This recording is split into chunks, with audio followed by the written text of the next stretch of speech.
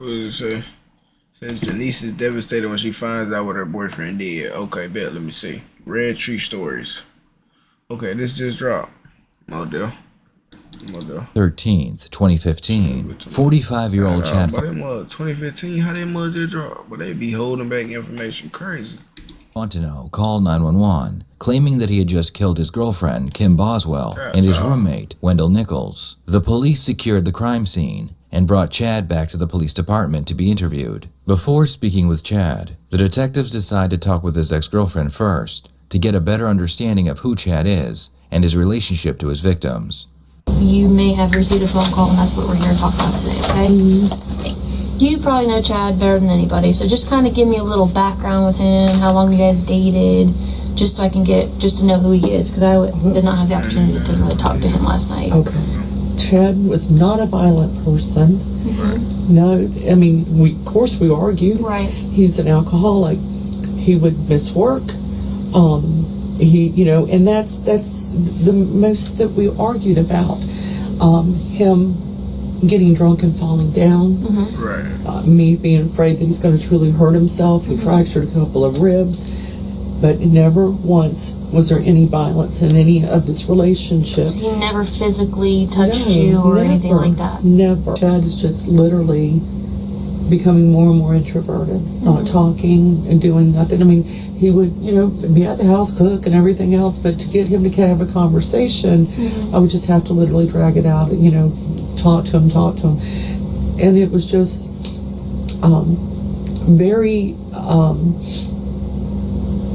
very depressed state. I mean, just never smiling and almost flat affect at times.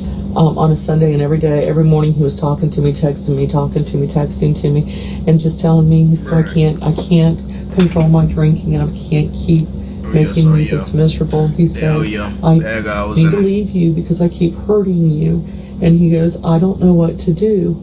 And, we're trying to make this thing work out. And then he met Kim. She is a very severe alcoholic also. Oh yeah. Apparently two alcoholics crashing out. Oh yeah. Over with. She was in an accident with an 18-wheeler is the story that she was telling everybody. And so she's on pain medication. And she pops pills and drinks. And Chad was texting me, telling me that he met his match. That, this girl can drink him under the table. She doesn't slow down. He's saying, Janice, I can't get any rest. I don't sleep anymore. She goes. It's drinking. And has Kyrie texted you back? So he killed. I don't want to talk about it. Is that what? So like, what is that? Like, what is that? Is that his explanation for killing her? Like what? So confused. Chad's ex-girlfriend Janice claims that he struggled with depression and drinking alcohol throughout their relationship. Eventually, Chad would leave her only to find a new girlfriend who would later become one of his victims. The guy that he was living with told me that he tried to leave her a couple of times. She'd come over like 3 or 4 o'clock in the morning, banging on the windows, beating on the side of the trailer. He had to go out and tell her to leave. The guy that he was living with, got what Chad considered just a little too harsh with her. So he says, man, you ain't got to be mean about it. He says, just, I'll get her to leave.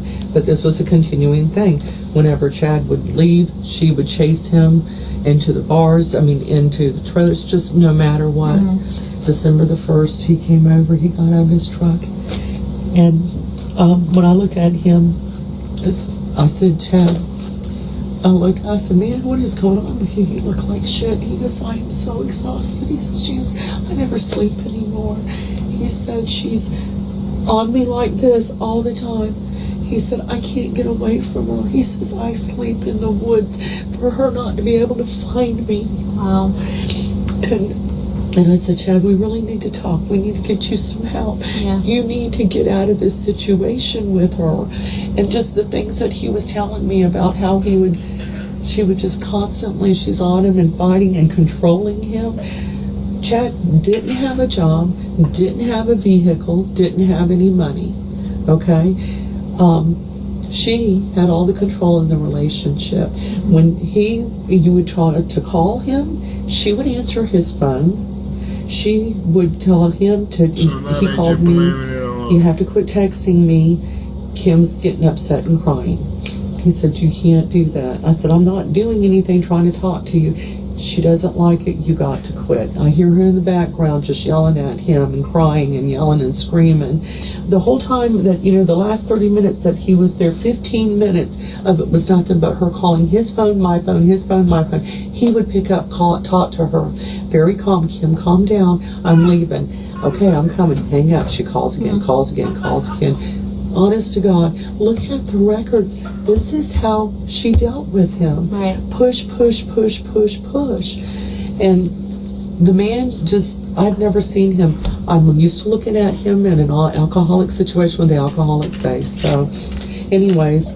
After listening to the details behind the toxic relationship between Chad and Kim, the detective moves on to the night Kim and Wendell were shot and killed by Chad. The thing that I don't understand is Chad always walked away. Always walked away.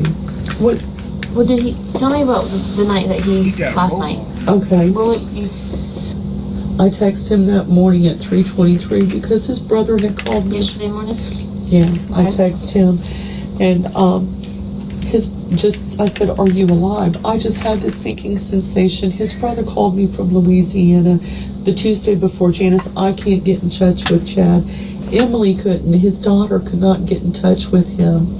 He hadn't talked. I said, "Have you talked to Emily?" "No, I can't." Okay. "You can't?" I said, "Chad, you're a grown man. You can call and talk to whoever you want." He goes, "You just don't understand. You don't understand." So I was at 3 in the morning. But this was during that conversation, December 1st. Sorry, but at 3 in the morning, like 3:23, So she basically was putting him through the world's devil's most heavenly trap hold of hell.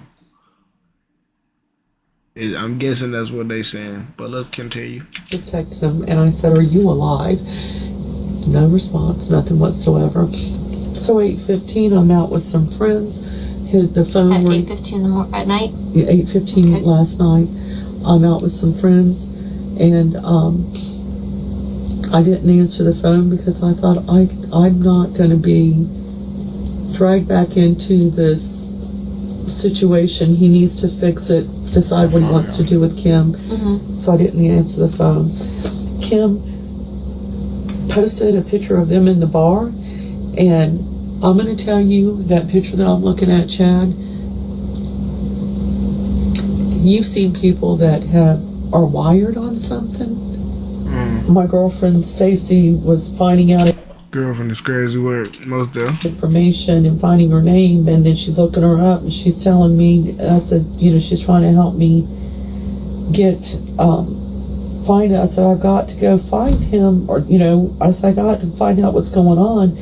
And I go down the road, and as I'm talking to everybody, I hear all the sirens going back there. So I'm just driving down Jack's Branch Road until I see, if he did something, I said, then I'm gonna follow the sirens, and then I did, and there you guys are. The detective finishes up and moves on to the next interview. This time she will be interviewing Wendell's girlfriend, Sherry, who claims she was on the phone with him when he and Kim were both shot and killed by Chad. Oh wow! The average person sees So around she just said 10,000 she was online on ads the daily. phone with him while they was. Whoa, no way. And it's from my understanding that Wendell was your boyfriend? Yes, How long have you been dating Wendell? 2 weeks. Okay. God, But I've known him dog. for about 10 years. And how long have you known Kim? About 2 weeks, but maybe 3. I just met her through Wendell. Okay. They grew up together, or they've known each other forever. Okay. What did Wendell stay there? Live Yes. Temporarily, he was in a motorcycle accident the week of Thanksgiving, and he Okay. got hurt really bad. And him and Kim have been friends forever, so they had him come stay there so that she could help take care of him because his back was hurting his head and he couldn't move around, he couldn't work. So he was staying there temporarily Okay. until he got on his feet. So he's not been staying there very long. Okay. Just since the accident, which was the week of Thanksgiving, I believe it was. No, Veterans Day. It was on Veterans Day. Okay. Now, how do you know Chad? I met him through Kim. So would you say you known him about 2 weeks also? I met him about a week and a half ago after I'd already met Kim, and I didn't care much for him, so I didn't really associate much with him. What's their relationship? Him and Kim were dating, but they fight all the time, and he's very aggressive and controlling, which is why I don't like him. So, what do they fight about? Stupid stuff. Her going to the bar, like Friday night, she went up to this place called Mustangs, and this woman named Joanne, I don't know her last name, was trying to tell Chad that Kim had men hanging all over her and she was hanging all over them, the normal bar stuff. And then last night we all went to Chasers. We had such a good time. They were getting along and everything. And his ex came in and she sat down at the table right behind me. Do you know who the ex is? Her name is Janice. I do not know her last name. Okay. Sherry's story is different from Janice's. In her version, Chad was a controlling, violent boyfriend who constantly argued with Kim. So hold on now. And she also mentions that Chad's ex-girlfriend, Janice, was at the bar the night Chad became a murderer. This contradicts Janice's story, where she claims Chad was the victim, and she was unable to reach him the night he killed his roommates. You feel me? Did she sit down at the table She next to you? sat down at the table behind me, and Kim got upset because she was there, and Chad got upset because I guess Kim got upset, and they left shortly after. Okay. We stayed behind and we went to breakfast with Wolf and Rachel at Waffle House. I think we left there about 2:30 or something like that. I'm not sure. Okay. And we went and got our truck from Wolf and Rachel's, and we went back to Kim's, and Wendell and I went to bed. I hate Chad. I'm sorry. I know. Passion. Completely understand. So anyway, Chad and Ashley were asleep. God, Kim dog, was she said, I hate Chad with a compassion. God, dog. from Wolf and Rachel's, and we went back to Kim's, and Wendell and I went to bed. I hate Chad. I'm sorry. I know. Passion. Completely understand. So anyway, Chad and Ashley were asleep. Kim was up because she had said she had done something to her arm. Now, I don't know if he did it or she actually did something to her arm, but she showed me her arm and it was all swollen up. She said, I'm going to go to the emergency room. I need to move your truck. So I gave her my keys. She moved my truck to the grass. We went on back to bed. I don't know if she ever went to ER or not. We were tired. Okay. So we went to bed. I don't know if she ever made it to ER or not. When we got up this morning, her truck was in the driveway. So you left at 9 o'clock this morning by yourself? No, I got up and had coffee. Wendell made me coffee like he always does. And we hung out for a little while, and he smoked a cigarette, and we just chit-chatted. And about 10:30, I left to go home, and we texted off and on during the day. And then he sent me a text. He said, I wished I wasn't staying here anymore. I'm so tired of listening to them fight. They were fighting. And he said he wasn't feeling well. His head was hurting. He had taken something for it. And he was sitting in the recliner. And I said, we talked a little bit more. I said, I'll call you at 8 like I always do. Because I normally get up at 3 to go to work. So I call him before I go to bed. Oh yeah, she a real one. She's a real one. So she can't stand my when I called him at 8, we were talking about our plans for the weekend. We were talking about movies, just chit-chat, normal chit-chat. And I said, well, I'm going to be going to bed soon. And I said, I love you. I'd do anything in the world for you. I said, if I need to take you to ER tomorrow, I will, because he's having complications because of the accident. I said, I'll take you to ER. And he said, okay, baby. And you can pick me up after work. And I said, I love you. And he said, I love you too. And then all of a sudden I heard a loud bang noise and a woman scream. And then everything went dead. And I was screaming his name. He wouldn't answer, so I hung up.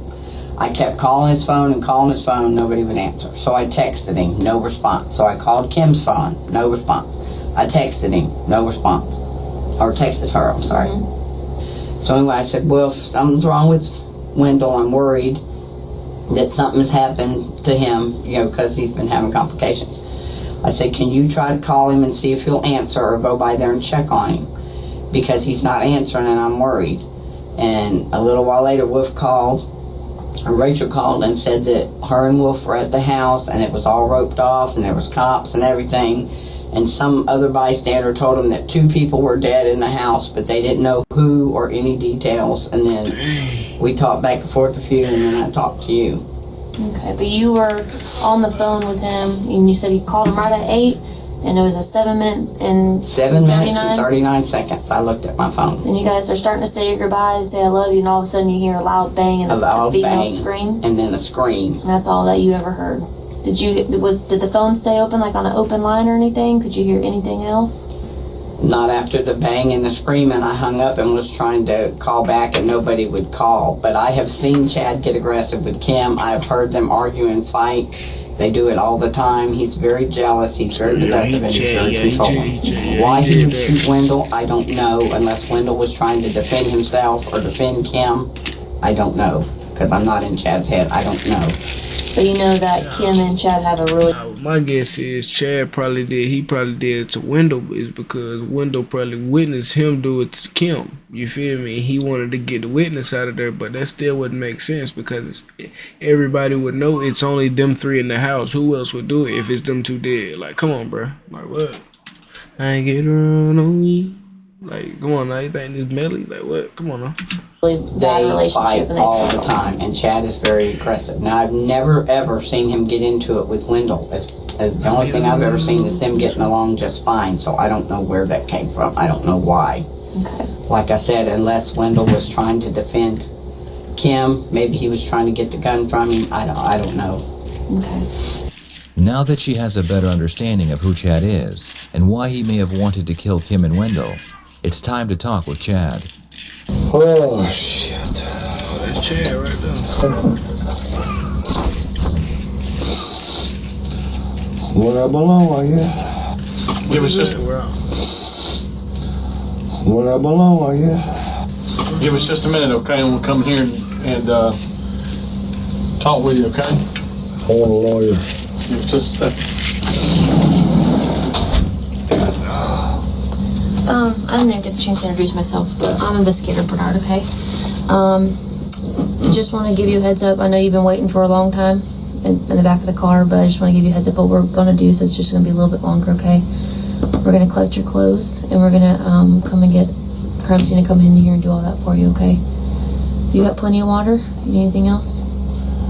I'd like to have a smoke somewhere. Unfortunately, I can't do that in here. I wouldn't mind, but if I had the means to do that, I wouldn't mind at all. I can't in here, and no smoke inside the building. Okay. Okay? You need anything else? Okay, so just, if you don't mind, sit and wait. That's all it is at this point, okay?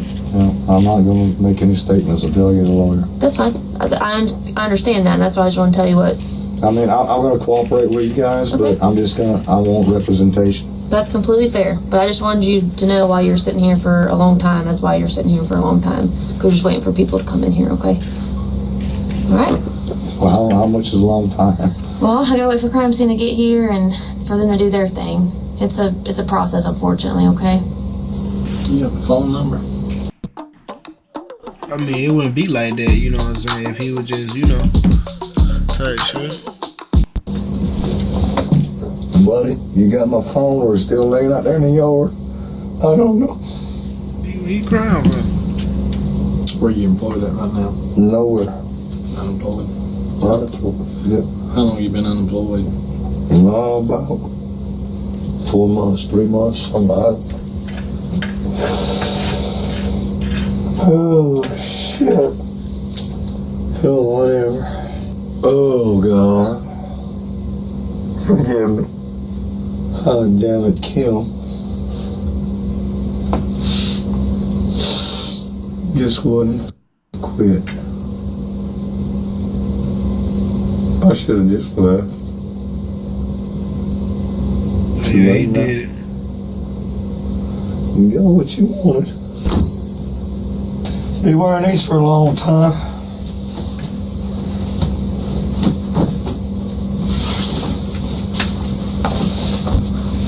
Oh. Chad refused to talk with the detectives, despite having told the 911 dispatcher and the officer that arrested him that he was the shooter. Unfortunately for Chad, So they the police already had Yeah, more than enough evidence to charge him with murder, so he would be transported to the local jail. So we're not gonna get the smoke. Huh? You're not, man. You're not. Okay, stand up. Stand. Damn. So he thought he was finna get a cig. God, dog. I'll keep you cuffed in the front. You've been cooperative with me. Yes, sir. I'm not in no position. By no means. Bust his shoulders like that. I used to be a hellion, but I'm Yeah, I know how it is. too damn broke up. You're being charged with first-degree murder, premeditated murder. Okay. Premeditated. Yes, sir. It wasn't premeditated. That's why I want a lawyer. Okay. 2 counts. I'm sorry. How many counts? 2. They both died. Yes, sir.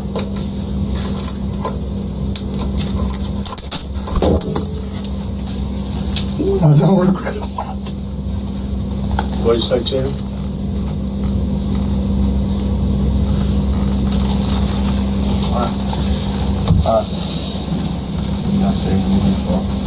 In the end, Chad would be charged with 2 counts of first-degree murder. Prosecution announced that they would be seeking the death penalty if they were able to secure a conviction. Fearing the death sentence, Chad accepted a plea deal where he would receive life in prison without the possibility of parole. What are your thoughts on this case? Please share them in the comments below. God damn.